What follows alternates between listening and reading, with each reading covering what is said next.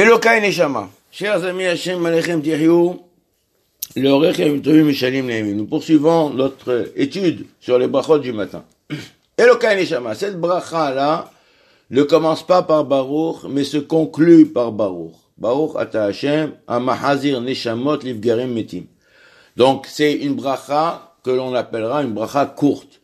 Les brachot courtes sont celles qui ne commencent pas par Baruch, mais qui sont collées à la précédente. Donc, le matin, il convient de coller ces deux brachot à Shariatzar et de suite coller Elokai Neshama. De les faire coller en deux, comme les brachot courtes sont par exemple la deuxième bracha du Birkat Hamazon. Nodelecha. Elle n'a d'existence que collée à la précédente.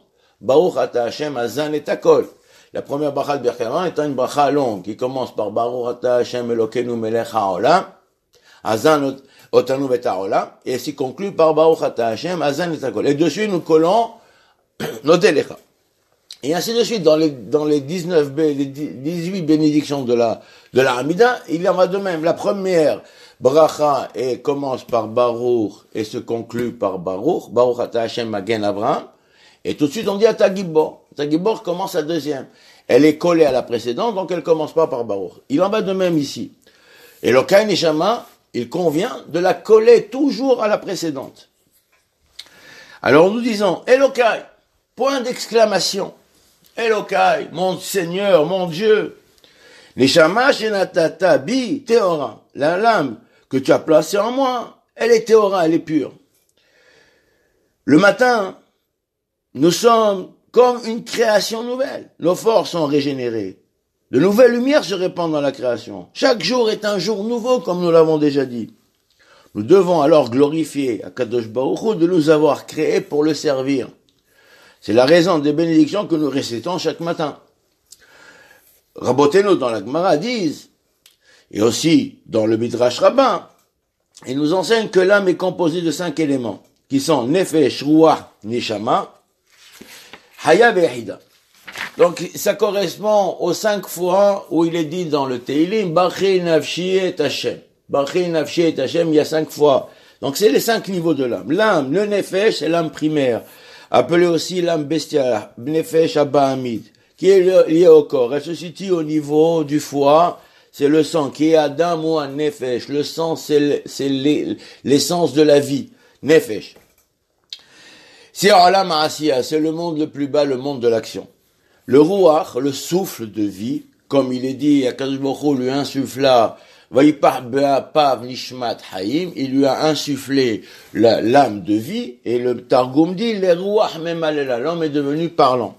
C'est le souffle de vie qui est l'essence de l'humain, qui le distingue du monde animal. Il se situe au niveau du cœur, la Ruach se place au niveau du cœur. C'est de l'appareil respiratoire, et de la langue, la faculté de la parole.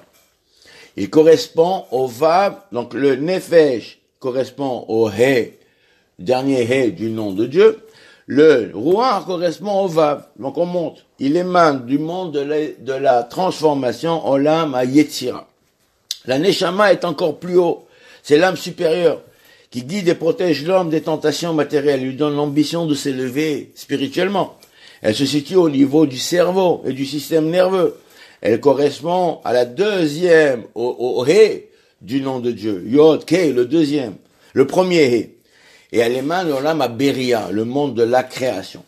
Et la Haya et la Hida, ce sont deux autres niveaux très élevés qui sont des lumières enveloppantes qui sont au-dessus de l'homme, qui enveloppent l'homme, ce qu'on appelle Or Makif, qui sont au niveau du Yod. Yod et du Kotch du Yod et de la pointe du Yod.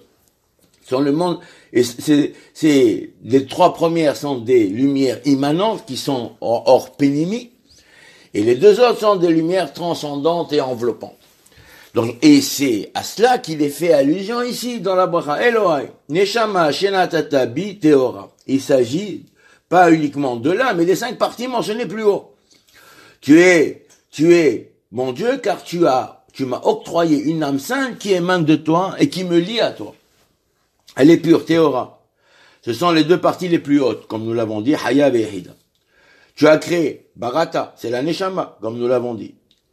Tu l'as transformé, Atayatsarta. c'est le roi, le monde de la transformation. Et tu l'as insufflé, c'est le nefesh. Le nefesh, le monde de l'action. Et tu la conserves en moi, ve'ata meshamera bekirbi, c'est le temps de la vie. C'est l'harmonie parfaite entre deux éléments totalement opposés, que sont le corps et l'âme.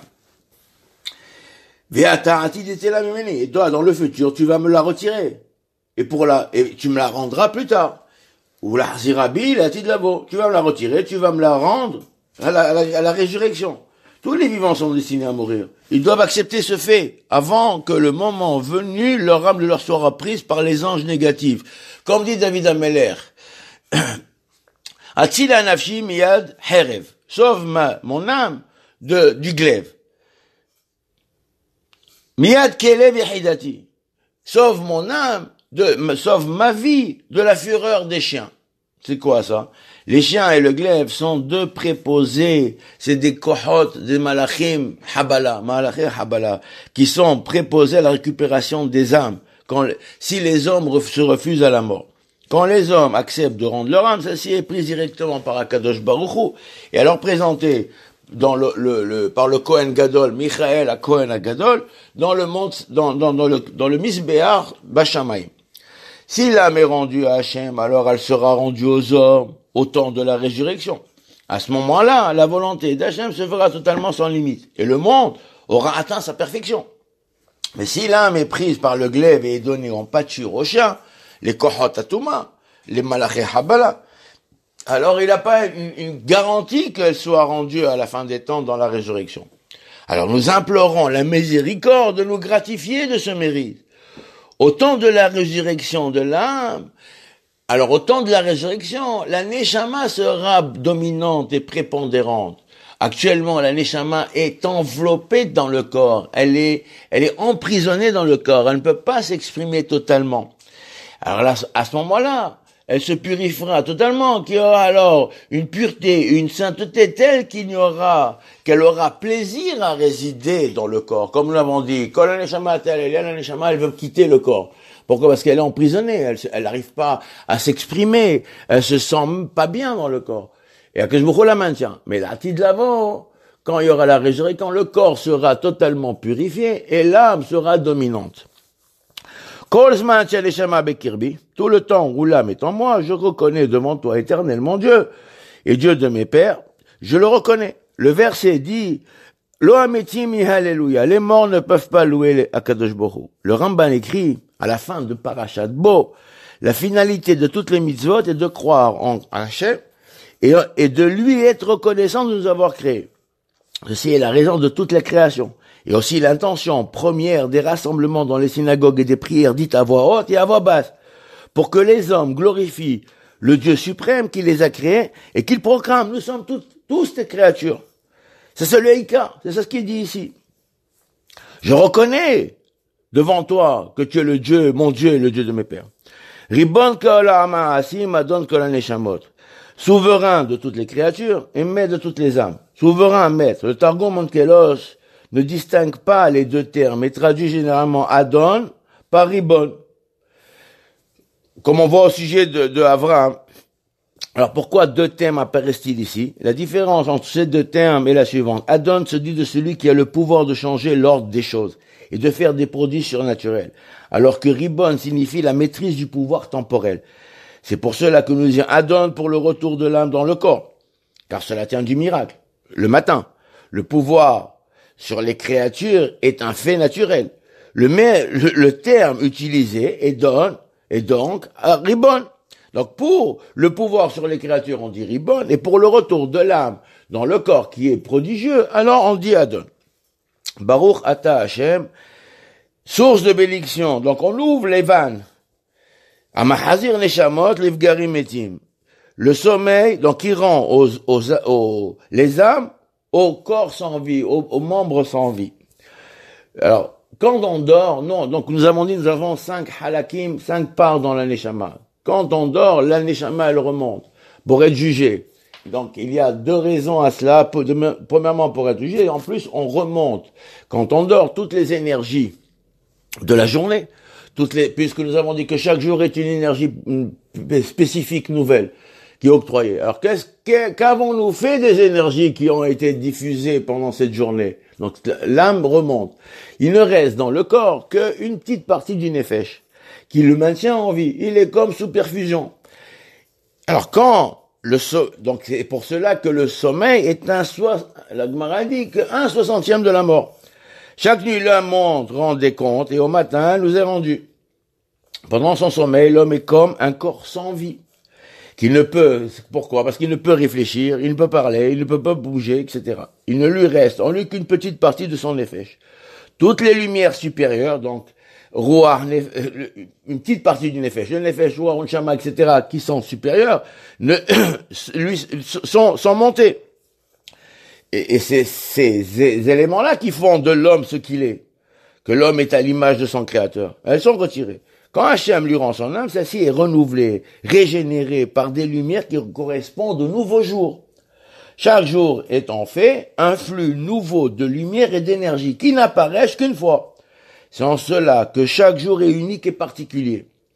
En récupérant son âme, l'homme reçoit les forces nécessaires au service divin. Chaque jour selon son besoin spécifique et particulier. Ceci est la raison de la répétition quotidienne de toutes les bénédictions et de toutes les mitzvot. Rabbeinu, le Rashash, il explique dans l'introduction, Rehavot Anar, la raison pour laquelle, Behemet, on fait toujours les mêmes mitzvot, jour après jour, la même prière, les mêmes brachot, les mêmes mitzvot, c'est une répétition. Ça a l'air d'être la routine. Pourquoi? Il dit parce qu'en fait, c'est pas la même chose. Chaque jour est un jour à part. Chaque jour correspond à une énergie spécifique. Dans le Kabbalah, ça correspond à des sphirotes, à des particularités spirituelles grandioses. Et dans la réalité, c'est que chaque jour correspond à une énergie spécifique, comme on le développera au fur et à mesure qu'on avance dans le Biur HaTfilah. On verra que chaque jour, il y a des énergies particulières qui correspondent à la qualité du jour dans la semaine, le jour dans le mois, le jour dans l'année, etc. Baruch Adonai Le'olam, Amen ve'Amen.